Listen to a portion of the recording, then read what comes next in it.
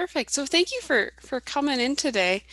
What I've kind of got set up is some little tutorials to kind of go through some of the more powerful tools that you have at your fingertips in Excel.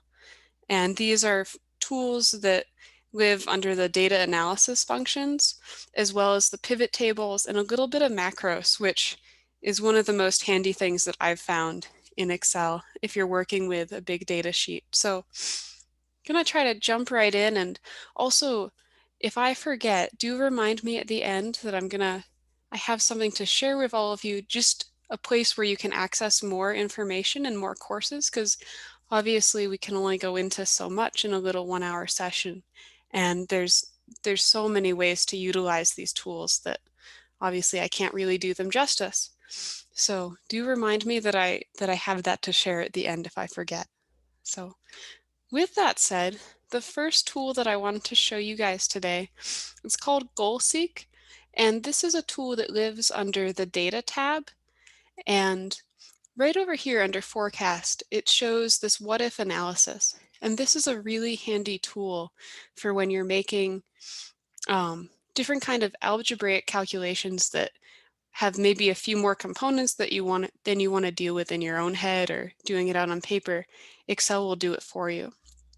So in this little example up here where I have rate, term, principal, payment, the idea behind this is maybe you have some kind of loan, maybe it's a 5-year loan, you have a 60 installment sort of payment and a principal of 24,000, and maybe all along you were planning on paying 500 a month and you want to know what that translates to as far as terms. How much sooner will that be paid off?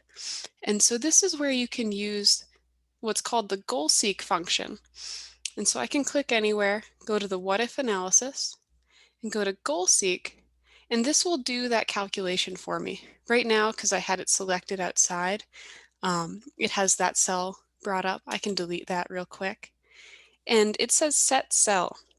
And what that's referring to is the cell that you want to be set in stone. So this is the goal per se. So in this case, the goal will be the payment because we want that to be that 500 value because that was what we were planning on all along. And then you tell it what the variable is. This is by changing cell. And so in this case, it makes more sense to make it the term because the rate and the principal probably aren't going to change. So you'd click that, and then it does that algebra for you. You hit OK, and it fiddles around for a moment, and it tells you, okay, we hit that target, and you can either hit OK to accept that or cancel to get rid of it. We'll hit OK here, and I'll just show you. You can see it spit out the number 52, so that's 8 months less than the original. And it's maybe not quite, but it's rounded, so it just rounds to it for us. But you have the whole number in the formula bar if you're interested. So that's one way to use it. Another way that you can use it, so here's just another example. Say you're a student, you're trying to figure out what you need on your last test to get a particular grade. This is a formula that's been set up, and so obviously this is a formula too. So what it's doing is it's taking the formula that you give it and it's plugging in new numbers until you get the answer that you want. So here we could do the same thing. Go to what if analysis, GoalSeek, and maybe here we want the value to be maybe a 90. See what we need to get that. And so the cell we'd want to change is this last one, and this is included in the formula, so we don't have to worry about updating it. It knows that this is going to be going into that calculation. So we'd hit OK. You can see it's taking a little bit of time. It's going through all kinds of different values. And it has determined that in order to get a 90, we would need 102, which may or may not be possible. So you could hit cancel if you thought, well, that's not quite right. Go through it again, go to GoalSeek. Maybe this time we'll just try an 89, see what we can get that way.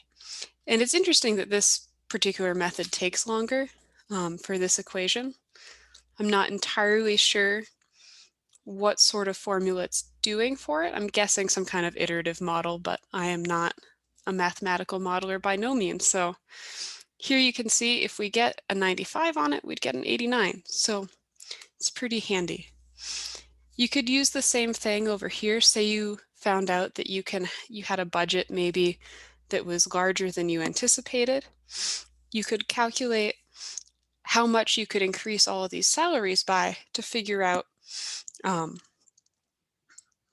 what you can do to reach that budget. So say here we could put in a simple formula, maybe equal sum, and we'd say this column C, hit enter, and we can see what it is. Maybe we can spend up to maybe $62 million here. So we could go click that, go to the goal seek. We're doing that by changing. We'll change it to 62 million. So there we go. Changing this one. We'll see how much we can increase everybody's salary by. We'll hit OK. And so it's given this new number. And it might be a little bit off. Let's see. Nope, that's exact. Okay, it's a weird sort of number. We could always just round it a little bit. And you can see it updates this. Now it's not the same, but it's... So the goal seek kind of works. It'll give you the target, and then you can play with it from there. So it's a handy tool. And then solver. Solver works in a similar sort of way. It's a little more sophisticated. You can see I have it up here under the Analyze tab. And this is where it lives on my computer. But I had to add it in myself. And if you don't have it pre-installed on yours, all you got to do is go to File. It's under Options, and then under Add-ins right here. And when you go to the Excel add-ins, you can just select Solver add-ins. I already have it selected because I was just putting this in. And I hit go, and it took a little while, and eventually it gave me what I wanted to. I just had to kind of follow the prompts. So it's not hard to put in, but you just got to do it to have access to that tool. So I'll hit cancel since we already have that here. And what you can do with Solver is it's a little bit like GoalSeek, but you can add a lot of different variables. I think you can add up to 30. That is what I remember. So it's a pretty powerful tool, and it does multiple iterations and guesses, and then slowly works its way towards your target number or towards a maxima or a minima.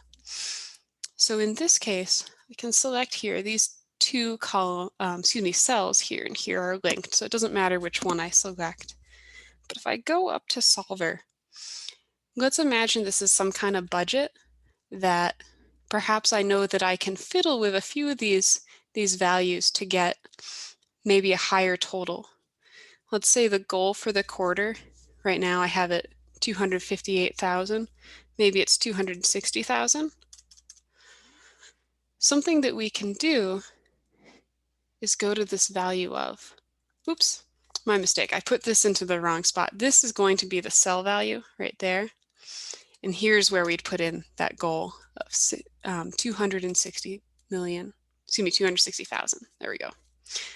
Lots of zeros. And so then you can tell it which cells are going to be your variables. And you can imagine maybe there's a lot of different things that are within your control. And perhaps in this case, I know that something that I can change are perhaps my sales and the shipping revenue for that month of January. And perhaps, and I'm holding down the control key so I can select another one, perhaps I can also change the cost of goods for this particular month. And after that, maybe I don't have as much control. So with those selected, I'll hit enter, and now they're available. And now I can constrain them. So what you want to do is once you've told it what the variables are, you can add a constraint. So here I'll hit add, and it'll tell me which one I'm working with, the cell reference. It's going to be this cell, that sales cell, B5. This is its less than or equal to symbol. And in this case, maybe I know that I can get it all the way up to 139,000. Here we go. We'll hit add. And now I can put in another one. Well, we told it we can mess around with this cell too. So we'll click that one again. And maybe this one we can get up to 28,000. Oops, that might be too many zeros. It is. There we go. We'd hit add, and we'll put in the last one for that cell B10. And maybe this one we know we can make it a little bit lower, but we can't get it lower than perhaps maybe 75,000. So we know that this value will be greater than or equal to, that's this new symbol, 75,000. We'll hit OK. And now you can see that list of constraints up here. And what you have below that is the option to change how it solves it. So this is a nonlinear solver. GRG stands for Generalized Reduced Gradient.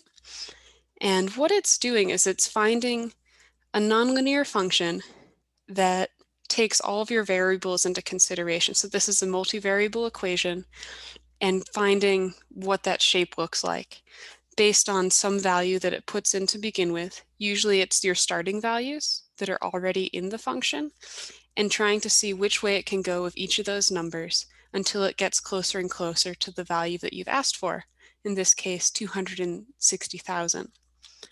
So when I hit solve, that's what it's going to be doing. And there's different ways to do this. This simplex LP, that only works for linear data. So this would not work for this model. And the evolutionary one is a little bit slower, but it's also a little bit more exact. If you have perhaps a data set that ends up having local minimums or maximums, that will help you to avoid those. So just a heads up, it's a little bit slower, but a little more exact. In this case, it's not too complicated. We only have 3 variables, so we can probably trust that this will be fine. So we'll hit solve. Boop. And we see it says solver could not find a feasible solution. So that's interesting because it has made the value what we want. So if we hit OK, let's see what happened. Well, it gave us exactly what we wanted. It threw up an error perhaps for no reason. It seems like all of these are reasonable. It's meeting all of our constraints. This is not lower than 75,000. This is not greater than 29,000, excuse me, 28,000. So I'm not sure why it threw the error. Sometimes it'll do that if this number isn't quite what you put in. And so perhaps at some decimal level, it's not quite happy with it. So that's probably what occurred here. You can always change it again and go back and try again. Perhaps you just want the maximum instead of this. We'll get rid of that.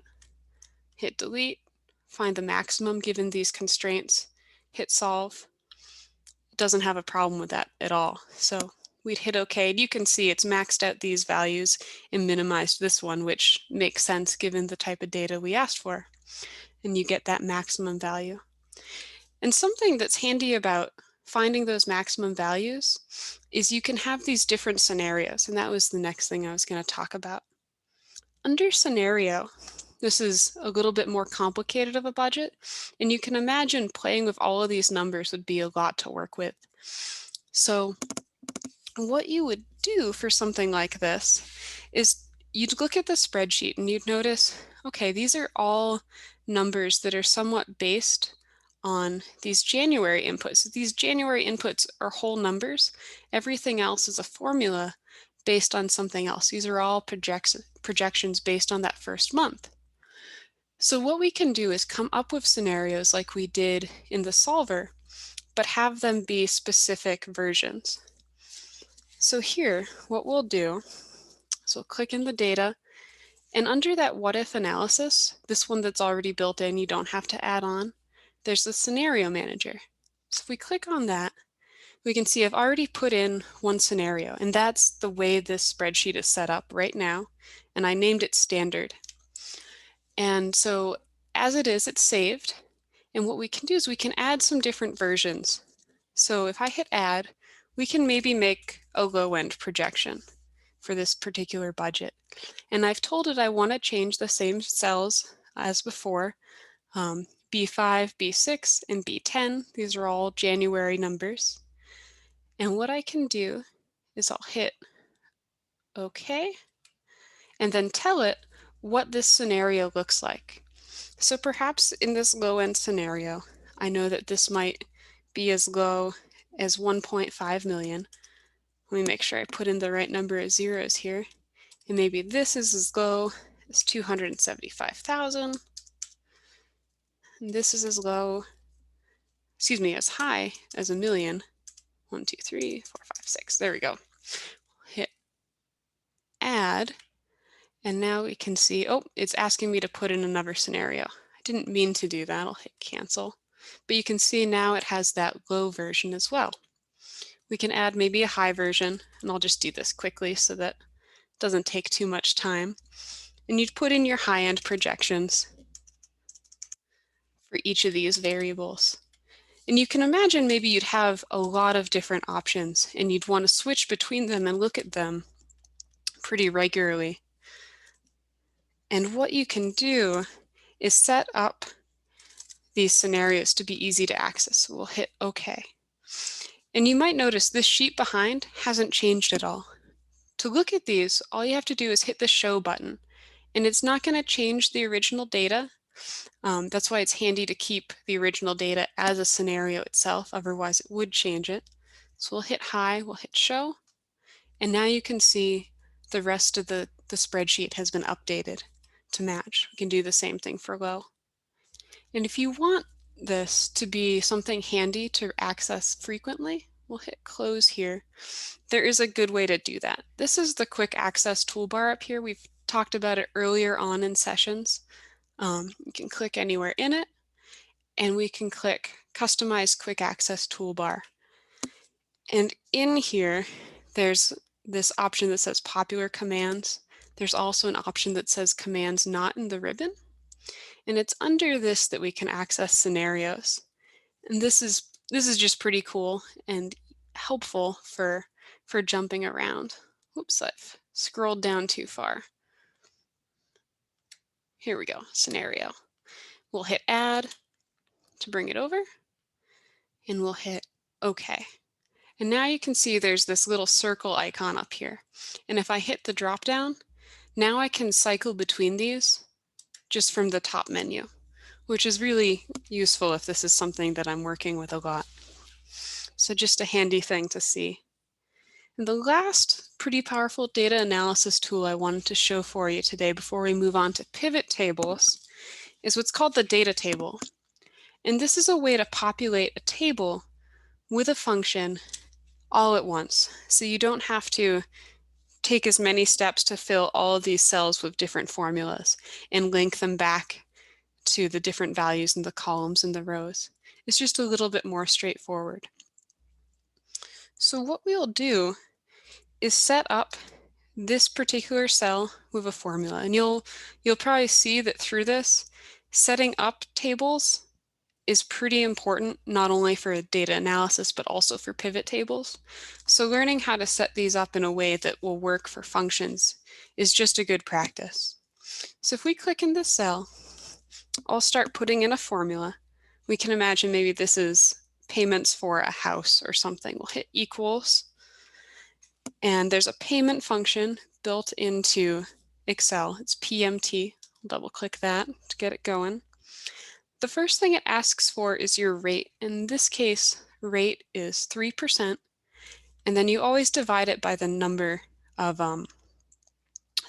terms in the particular cycle. So in this case, it's 12 because we're doing this as a monthly thing. If it was quarters, you'd use 4, but usually it's going to be 12. So I'll hit a comma, and then it asks for the number of terms, and it knows that it's 12 terms per cycle. So we'll hit 360, that's A1. And then all we got to do is tell it what that principal value was. That's what PV stands for. And we'll click 200,000, and then I'll hit enter. And you can see it makes a negative number. The idea of that is this is how much money you're paying out. So you're out $843 a month in this system. So if I put a negative up in the formula, it'll give me a positive number, and that just makes a little more sense for me personally. I did the same thing with the other formula we saw before, so it's up to you, whatever makes sense for you. And so what you'll do is once you've established that formula and you have your set of variables in this long set of columns and this long set of rows, you can highlight all of it. And you want to highlight it in a big box. This is going to be the area that we populate. And now we can go to the what if option that we haven't done yet, data table. And you can see it asks for your row input cell and your column input cell. And what it's trying to do is match up how these are going to work. So we know in our row, it's pulling that from B1. So these are our rows, and it starts here at that 3%. And for our columns, we're doing pretty much the same thing, and it starts here up above the rest of our columns with that 200,000 value. Once we hit OK, it'll populate all of these. And now you can see what the payment would be for each scenario. And you'll notice this first one, where it's 3% and 200,000, it matches what we have up here for the formula. It's a good way to check, make sure you did it right. So you need to have this set up above all of your other rows and this set up before all of your other columns, and then it should match up just fine. And you might think to yourself, that is a lot of decimals, that's probably not what I need. You can always go to the Home tab and just move the decimal point over a little bit. Maybe you don't even want to see the cents. You can hit OK right there. So just a handy way to get a lot of different versions. And what you can do is you can change these pretty readily. So maybe this isn't a house, maybe this is a car, and we have one less zero. We'll hit enter. Now you can see what it would be here. Then you want to update these as well. And you can see it has these are set up as a formula. So this is automatically 250,000 more. Maybe it's only, 25,000 more. Maybe we just want it 2,500 more. We'll hit enter. And now it's changed the way these all work. And the table updates as you do this. You don't actually have to change this one. This is just setting up how the formula works, but it's handy if you make this match just so you can check your work. So that is how data tables work. And you can imagine something else that's handy here. You could highlight all of this, maybe add some conditional formatting that we talked about in another section. So you can see maybe this almost heat map of what the costs are. So anyway, this is just a handy tool for analyzing your data in a straightforward way. Are there any questions on that before I move on? Nope. Okay. All right, without any questions, I'm going to start a new share, and we're going to move on to pivot tables, which are really cool and easy to make and just generally useful in a lot of different contexts. So in this case, what I have set up is a big data set with a lot of different salespeople and products and customers that they're selling to. And what it's showing is it's showing an iteration of every single sale that was made, who it was made to, who it was made by, where it was made, all that information, even when it was made. And what a pivot table can do is make it so that you can see different combinations of all of these data at once. So right here on the side, I'll pull this over so you can see it a little bit more. I have this table set up, and this is not a pivot table. This is just a regular old table. And you can see we have these formulas in each of the cells. They're all different. And it all takes quite a bit of time because each formula has to be made on its own. So this might be something that takes 10 minutes or so to put together, which isn't a big deal. But if you have to do this for a lot of different versions, then it takes a while. And a pivot table is a great way to just swap these around and get exactly what you want in a few seconds as opposed to a few minutes. So what we can do is make a pivot table. And the way that works is you just click anywhere in your data. And here it's kind of important to make sure, once again, that your data is set up in a way that Excel can read. You want to organize it all in a list. You don't want it spread out with weird spaces separating things, otherwise it won't know that all of the data goes together. So like this space here in column I, it knows not to pull from this table over here if I'm selecting over here. So you don't want to have these spaces in data that you do want. So you want to make sure those are gone, there aren't any empty rows, and you also want to make sure you have headings up top because these will be the categories that it creates when it makes the pivot table. It's a pretty sophisticated process. So it's straightforward from your end, but it takes a little bit of effort to set up and have it match everything that Excel wants for it. So you might think that it's under data because we've been doing a lot of manipulation, but it's actually under insert, and it's the first option under tables. So what we'll do is we'll click pivot table, and it's going to automatically create a new sheet for us with this pivot table. So I'll click that, and you can see it's asking us where we want it. You can see a little dashed line going around the data it's selecting, and that looks about right. You could always check, scroll down to the bottom, make sure this is where the data ends. And then we can see that we'll move it to a new worksheet. That sounds good, so we'll hit OK. And now you see a blank worksheet. But over on the right, we can see that we have some options to play with. I'll make this a little bit bigger so it's easier to see. You can even drag this around, but you don't have to. You can double click it to make it go back. And now we can start making the pivot table. So the first thing that you're going to want to do is pick your fields. So these are all of our fields down here: filters, columns, values, and rows. And they are exactly what you think they are. So in this case, perhaps we want to see maybe who was selling what products. Maybe we want to recreate that table that we had on the other worksheet. So in this case, our rows is going to be salespersons. You can see I can drag it around, so I'll do that first, and you can see they all show up right as you might expect. I can unselect it here too, and now it goes away, it's back to blank. Anytime that you select something that has text for values, it's going to automatically make that a row. And you can change that and move it to a column just by dragging it around, doing it that way. But just so you know, if you select this, it'll automatically make it one of those rows. So we can move that to column there. And then to populate the values, it needs some kind of numerical input. And in this case, we're going to be looking at the number of items. So we'd take this, we can either check the box, it moves any numerical values automatically to values, or we can drag it again. And now we can see it fills the space with those numbers. And if we hop back to that previous worksheet, we can see we've pretty much recreated exactly what we had over here. You can see this first entry, Benson Meg, bamboo coffee table, 79.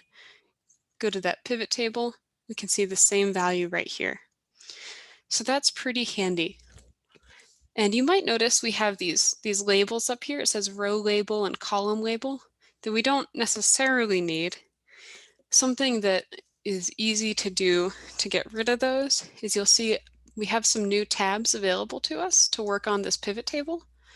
And one of those is the Analyze tab, and one of those is the Design tab.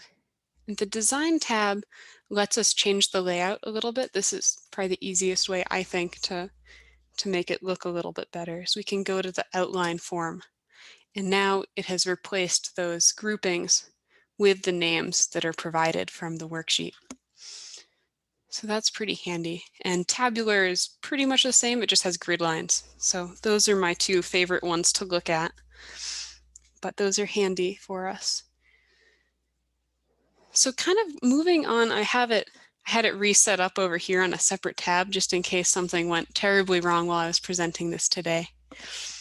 But we have all different kinds of options for manipulating a pivot table. And right now I'm selected outside of it and we don't see all of those options. As soon as I click inside, that table appears, excuse me, the dialog box appears and the new tabs appear as well. And from those, we have a lot of options. And this is where being a pivot table makes it a little bit more useful than some other sort of table. What you can do is change how you look at this. Perhaps we're not really interested in the maybe the products. We can get rid of that as an option. What you'll do is you'll take it and you'll drag it outside of the box and it's gone. Super straightforward. And then you can move customer over to the columns and you can see how many things were sold to each of these customers by those salespeople. And you can organize this data in all kinds of different ways. And this is where it gets kind of the name pivot table from, is it's really simple to swap columns and rows. I can move salespeople over here and customers over here, and all of a sudden we have the opposite of what we had before. Oops, I went too far. And it also gives us these grand totals, and we can ask it for subtotals too, which I'll show that in a little bit. But so that's where this name comes from. Can move things around.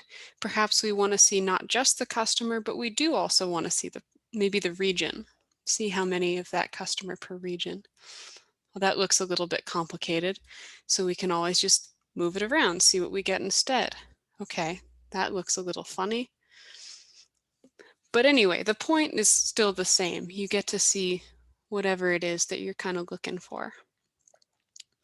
Maybe instead of customer, we'll drag that out.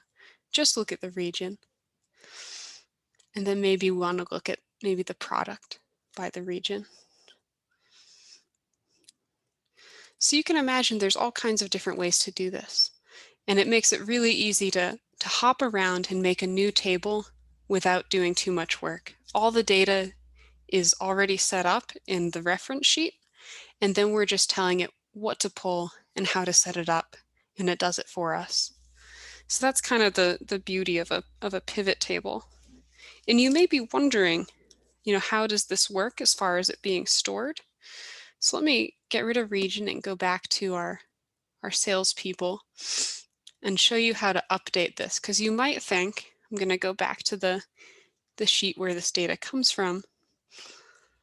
We can see that we have all of these different values here, and it's pulling from those to make the table.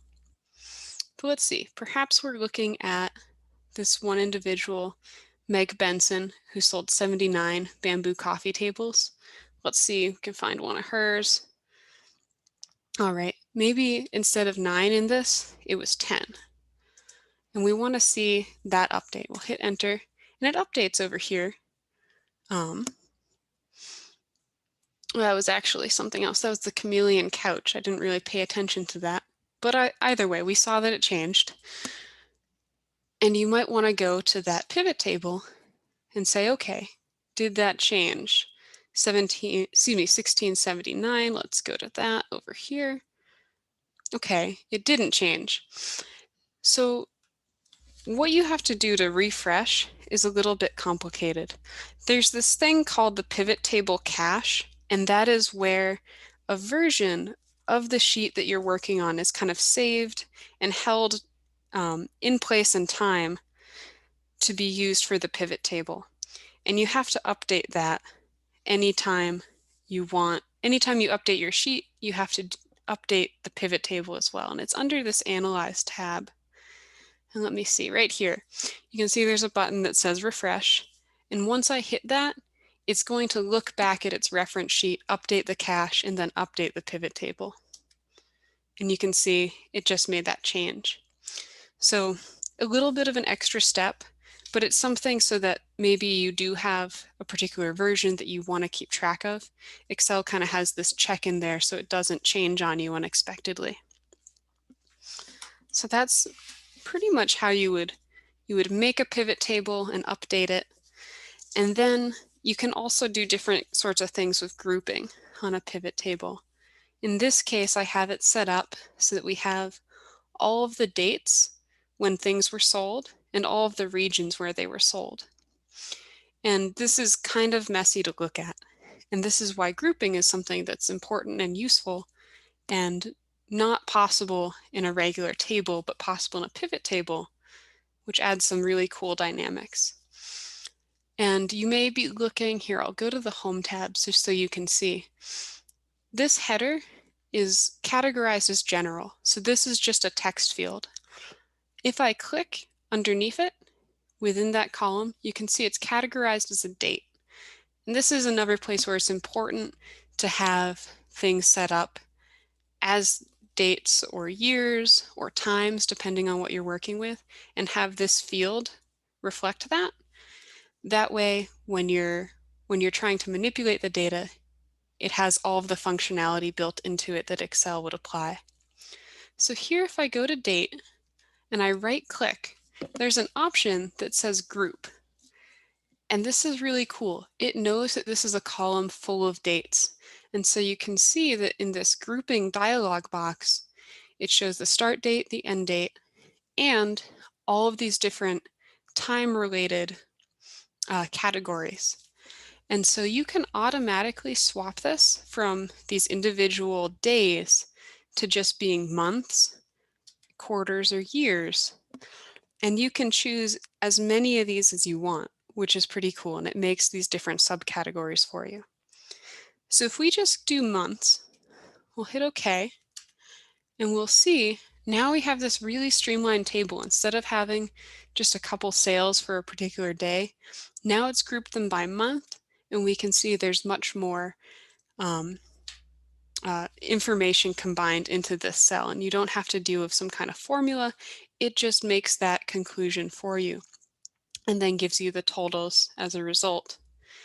And so if you want to change that, all you'd have to do is right click, go to group, and now maybe we want to see it broken down into quarters and years as well. And we can hit OK.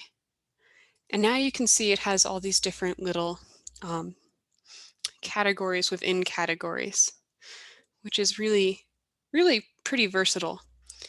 And sometimes you can maybe want to see these in a different sort of format. Once again, it still has all that flexibility of a pivot table before, and you can move these fields around. It's created rows for years, quarters, date. Date doesn't quite make sense anymore, so what you can do is click in there and just rename it. Now this would make more sense as month. We'll hit enter. It doesn't change anything about the data. It's still referencing all the correct information. And now it's just a little bit more descriptive. But you can move these around. Maybe we want quarter before year, and now we can see that. We can also just get rid of a section, but maybe we want to bring it back, so we can just move it temporarily into a filter position. Once I do that, the month breakdown is gone, and now we just see quarters and years. And once again, we can swap those if we want to see it a little bit differently. So this is where a lot of the versatility of pivot tables comes in. It's really handy. And that filter category, we see it up here as a month. If we decide we don't want this ever, all you got to do is just move it out and it disappears. So you have a lot of different options, and making sure that things that are set up as dates, making sure those are dates gives you this sort of functionality for grouping. And you can always get rid of it, right click, go to ungroup, and now we're back to those days again. Notice that it saved the new title of month. If we wanted to fix that, we'd have to go in, delete it, put in date again. So that's just one way to group data. Another way, and this is a similar sort of sheet, we have regions, and then we have the products. What you can do is just define arbitrary groups. So maybe in this case, there's a seller who's really only interested in seeing data broken down by east and west. And we don't have those categories automatically. So what we can do is we can select any cells, any columns. I'm going to hold down the control key to get this second one. Now they're both selected. And then from there, you can do that same thing. You can right click and hit group. And now it kind of creates this little subgroup. You can see now they're listed next to each other, and they have this name group. perhaps what we want to call this is, oops, I minimized it, which would be kind of the next step, because once you hit minimize, it breaks that down and you only see them summed together. We could do the same thing for these two. Right click, hit group. Now we have this group too. We can minimize it. Now they're brought together. And this is what I was trying to do. I was trying to just name it. And it's not letting me click up there for some reason, so I'll just type it into the formula bar. We'll just type that into be west. Hit enter. Minimize. There we go. Can do the same thing up here. Put in east. Hit enter. There we go. And then we also have these regions up here. And this is just kind of an arbitrary thing. Maybe we want to call this east and this west. It doesn't really matter. You're just trying to kind of create that versatility. You can open it back up and you can see the two categories. Open it, see the two categories. If you want to get rid of this, so it created this region too when we did it, we can just move it to a filter and now it's back to the way we had it before.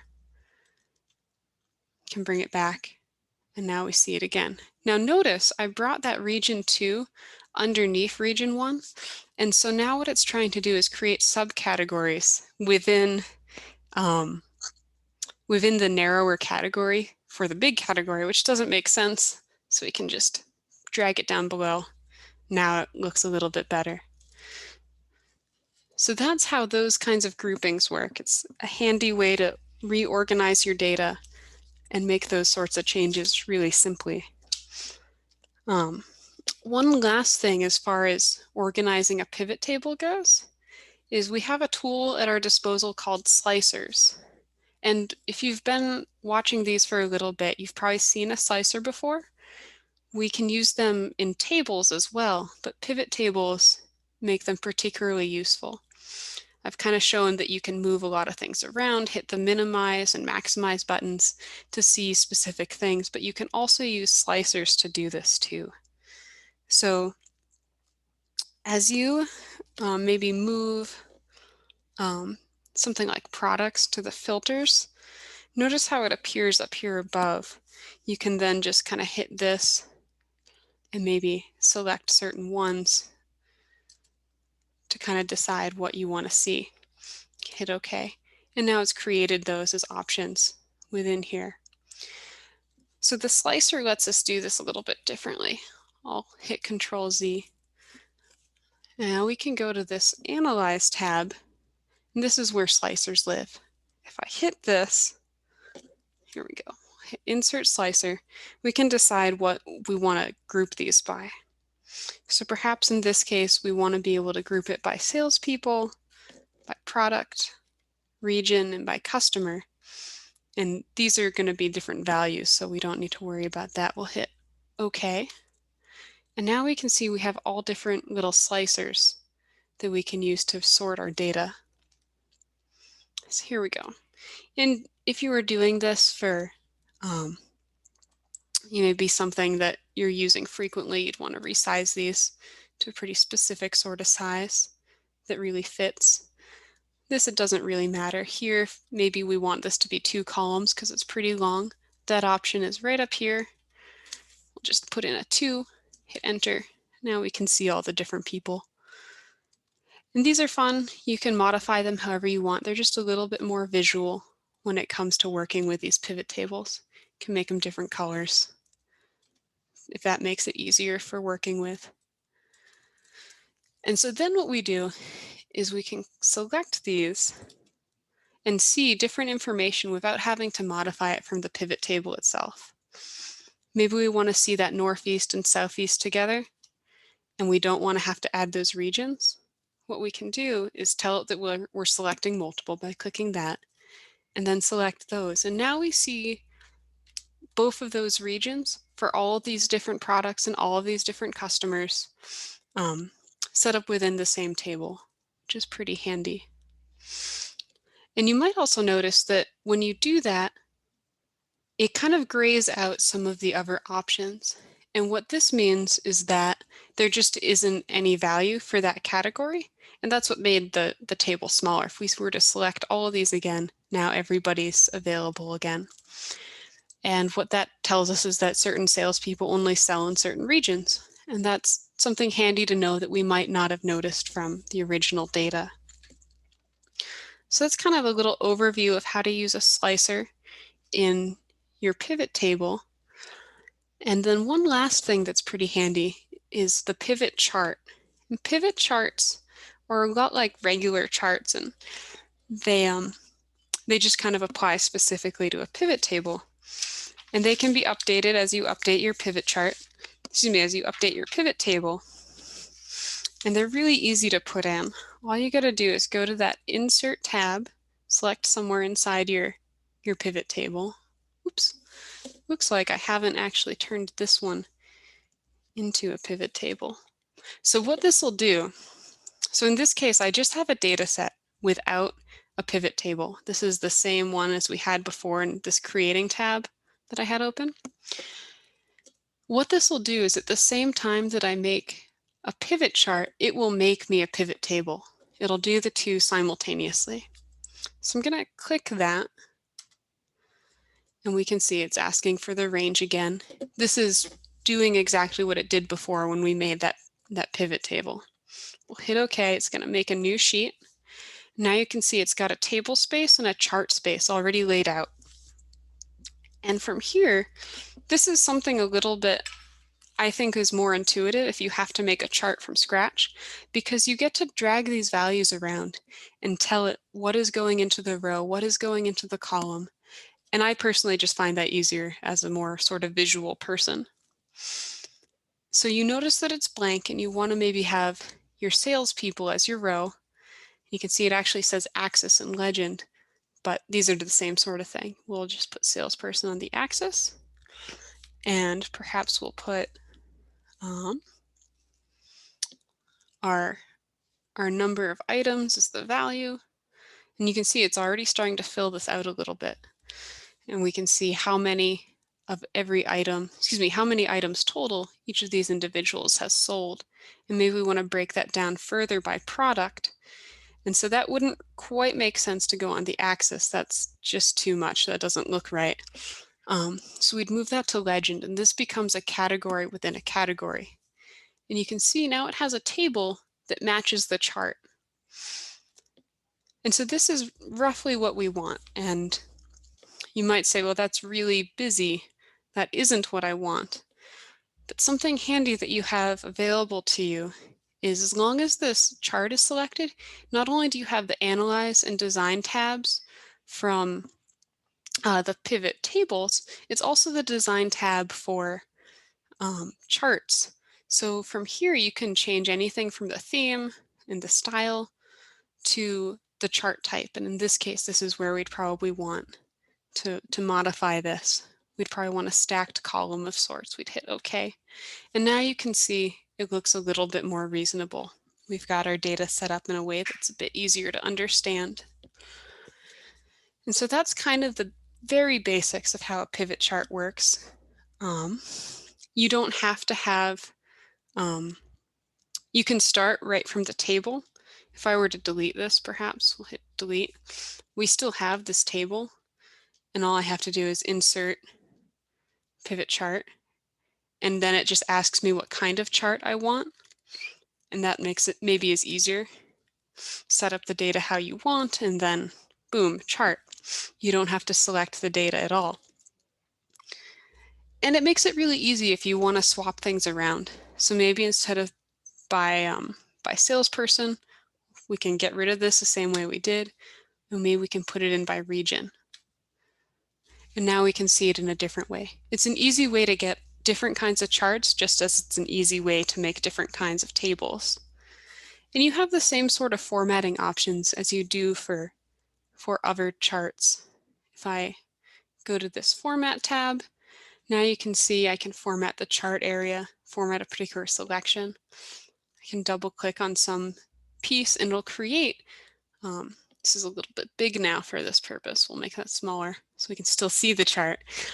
You can modify the chart just as you can for something that isn't linked to a pivot table. So here, maybe we want to say, okay, we want these units a little closer together. I would double click on this. Here, I'll cancel. It's not quite what I wanted. This gap width, we can make that a little bit smaller, and we can bring those columns closer together. Hit OK, hit enter. So that's just one way to work with the data. You can obviously change this to, you can add different features to this. You can add a title to it. Just right up here, we have add chart element. And this gives us all kinds of options as well. Oop, here we go. We'll put above chart. So you can see it works just the same as a regular chart, but it's a little bit easier to manipulate if you're making multiple charts, because you can always take it and copy this piece, paste it to a new worksheet, or save it somewhere else, and then you have it as its own thing. And then you can make another one and just keep going. So I could now click in here and perhaps just change this around. It will update the chart too. So if I were to put in customer instead, get rid of product, unselect that, you can see it's updating it. So we'd want to save this somewhere else in order to keep the changes that we make, but you still have the flexibility to just make something completely new right away. So that's kind of my introduction to pivot charts. As I said, there's a lot more information out there about how to do these for specific projects. This is just kind of an overview. I'm going to swap to one more new screen and show you just a little introduction to macros. We don't have a ton of time, and I want to respect your time as well.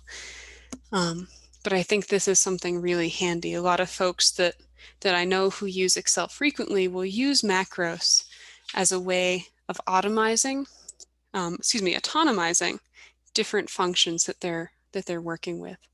And I'll just show a really basic one for formatting changes. So perhaps we want to look at, perhaps we want to occasionally be able to select around and change the formatting for a row. Maybe we want to have a special function for any time that someone quits this business, and we want to be able to cross them off with a single click.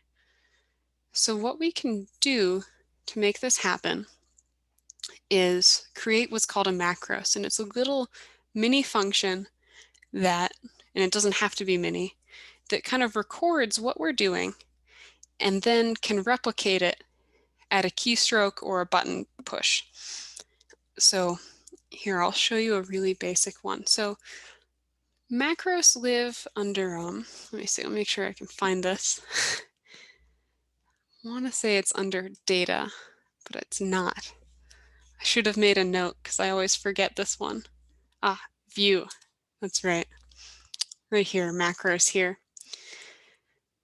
So you can see it gives this little scroll in front of a list, and that's kind of trying to tell you that there's some sort of process that you're writing up in order to create this macros, this command. And when we open this, it'll give us the option to name it, give us a little bit of information, and then we have to record it. So I'll hit cancel for now, just to say what we're going to do. So in this case, I want to cross out everything.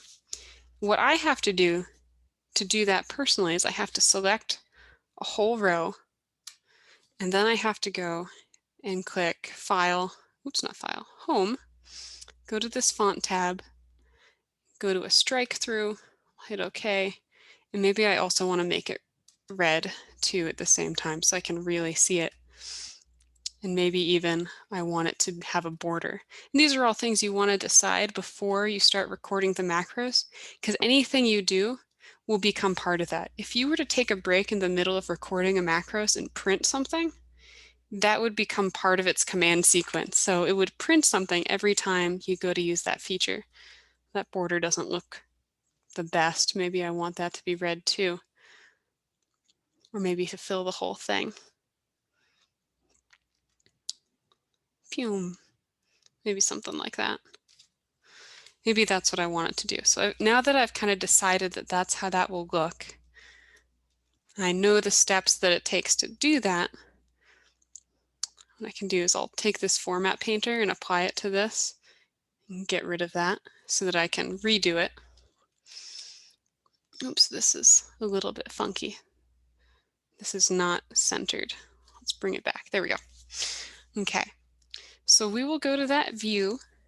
We will go to macros and we will go to record macro. So what I'm going to do is before I start, make sure I have the right cell selected.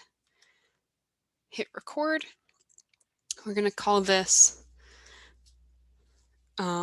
maybe remove. You're not allowed to use spaces in this field, so we'll put remove employee with an underscore. And this is where it asks for a shortcut. If you use a lowercase letter, you run the risk of overriding some command that's already in Excel. If I were to do Control-C, I'd never be able to use the copy function again, because copy is itself a macro. So one of the easiest ways to avoid this is to use the Shift key and put it in uppercase. So now I have to do Control-Shift-R to do this function. And this is really straightforward, so I'll just hit copy, put this down here. That's going to be the same description I get for it. Hit OK. And now I'm recording the macros. Everything I do is being accounted for in Excel. So what I'll do is I'll highlight the whole row, go to the Home tab. Now I've already set this fill color and that text color, which is handy. So we'll fill it, make it red, and then we'll add that strike through. Hit OK. And add that border, thick outside border. And now we're done. So we're going to go back to the View tab, go to that macros, and hit Stop Recording. So now it's created that shortcut. So let's say later on, maybe this individual Atkinson Danielle, we can highlight her or even just click her and hit Control Shift, and we made that an R. Oh, interesting. So what happened was it highlighted, struck through, and turned red Diane Andrews. Reason being was I had already put my cursor in that spot when I recorded the macro. So if I want to edit that, what I can do is go to View Macros and go to Edit. And so now I can record it again. Uh-oh. So maybe I'd have to start over. So we can hit Cancel. I'm not terribly familiar with this, as you may have noticed as I'm playing with it, but it's a really handy tool and it requires a little bit of attention and planning. So let's go to that view, go to this one. We'll hit delete, we'll hit yes. This is how you'd get rid of it. So let's see, we'll go to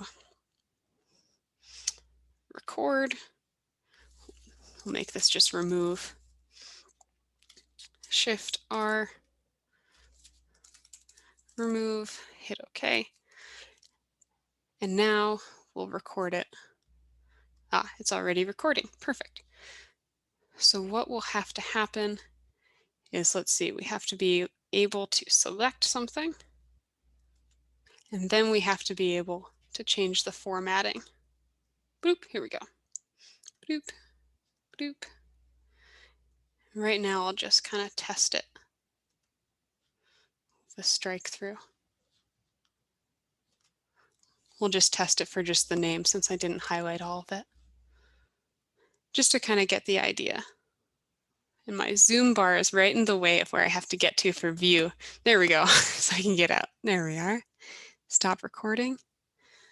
Now let's try it for here. We'll hit Control Shift R.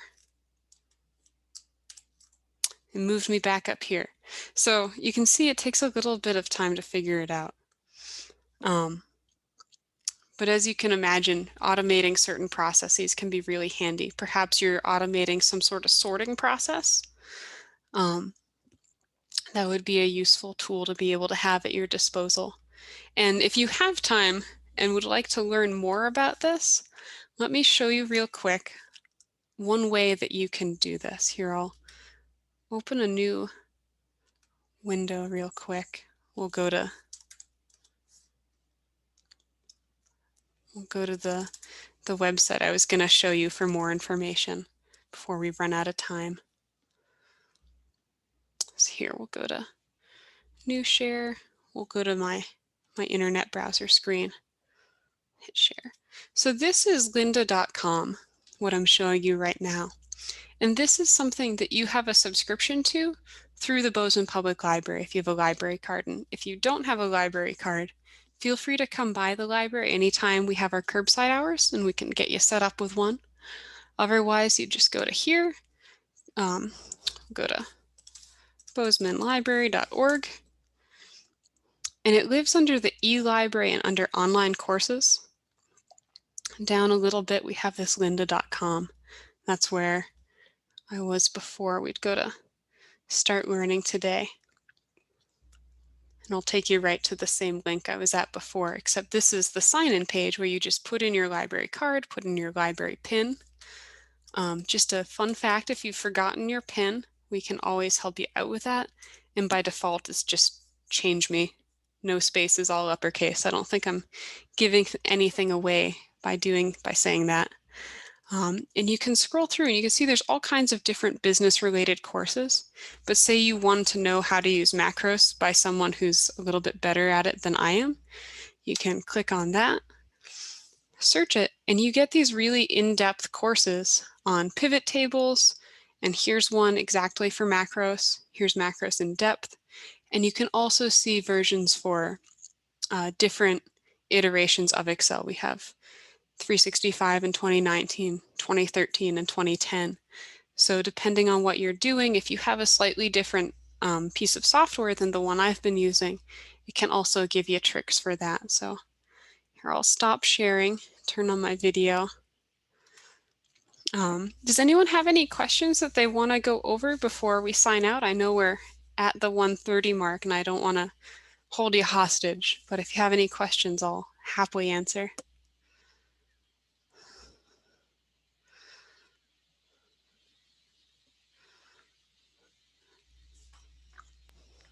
Yeah, thank you so much, Brianna. Oh, yeah. I had heard of pivot tables, but actually pivot charts were totally new to me. So awesome. Thanks a lot. Yeah, you're welcome. Thank you so much, both of you, for being here today. This has been really fun, and I've gotten to learn a lot trying to put this together. This was something that I was trying to put together from in this weird 8-hour course that I was working on. And I was like, can I condense this to 4 hours instead and break it into little sections? So I'm glad it was helpful. Yeah, thank you so much. I'm so glad the library offered this, and yeah, it was great. Really good overview. Thanks for sharing about Lynda to learn more, and I think you have a future in audiobooks. I don't know if anybody could have kept me awake through 4 hours of Excel, but you sure did. 4 hours of Excel. Yeah, thank you. Well done, and thank you. Oh, thank you. And thank you so much for being here. And thank you as well, Andrew. It's so good to see your face. So if there's no questions, I'll stop the recording.